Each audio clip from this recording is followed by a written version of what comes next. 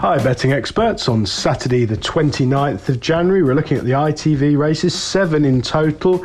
Cheltenham Festival Trials Day at Cheltenham, where the ground has dried out to good and we've got some pretty small fields as a result, and Doncaster, it's on the softer side of good. Pretty competitive racing there. I rather doubt we're going to find out too much about many of the prospects for the race in March. In truth, it's pretty disappointing. I think Cheltenham will be a bit gutted really with the field sizes for some of these races, but still there's some interesting racing. We start off with our value angle selection in the opening televised race, the 155 at Cheltenham, the Paddy Power Cheltenham Countdown podcast handicap chase, a grade 3 5-year-olds and upwards over 2 mile 4, and this looks a really good opportunity for the top weight here, Magic Saint, to bounce back to his best. Now, he ran really well last time out. It was a massive hint that he was back to his best, or certainly nearing it.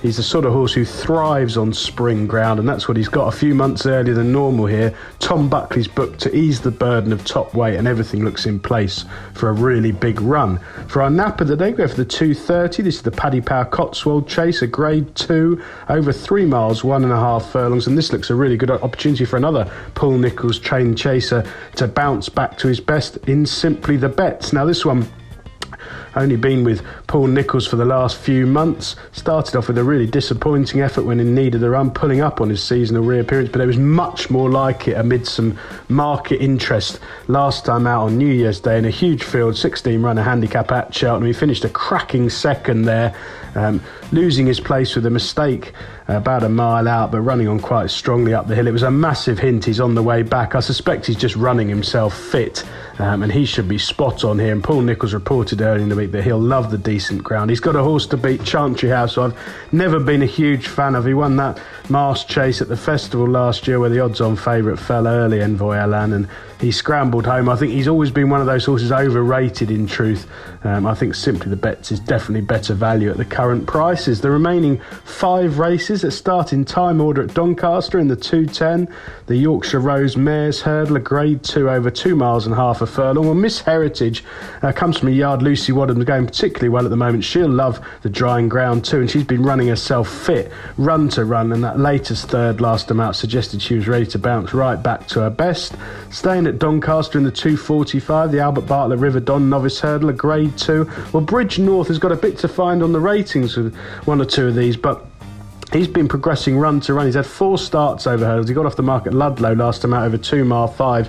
It was a good race for the track, that, and he was under pressure a long way out, knuckled down strongly. He's upped in trip here to an extended 3 miles, and I think that he's one of those horses that a proper galloping track will suit him a lot better than the sharp right-handed track at Ludlow.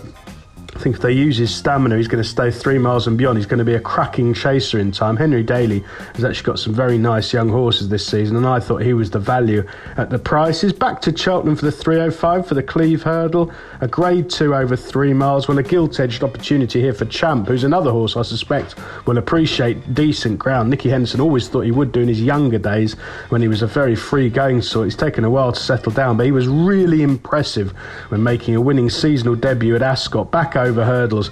If you watch the run back, he absolutely cruised round on the bridle, hit the front far too soon, and then idled. I thought when they rode him after the last again, he took off. I thought he won with loads in hand. He's a very, very useful horse, and I expect good ground to be ideal. This is a very weak race and a disappointing turnout. He looks something of a good thing.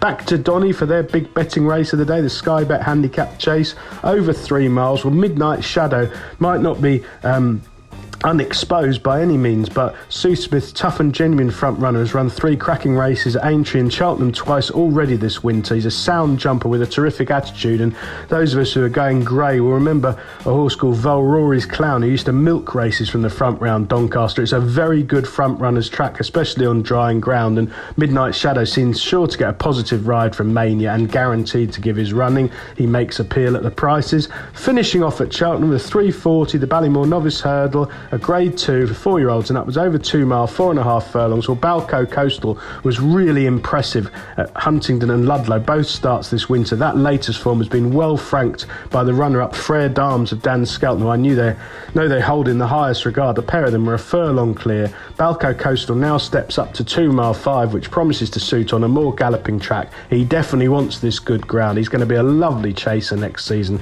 I think he'll go really well here, upped in class. Best of luck with all 7 ITV races on Saturday, betting experts.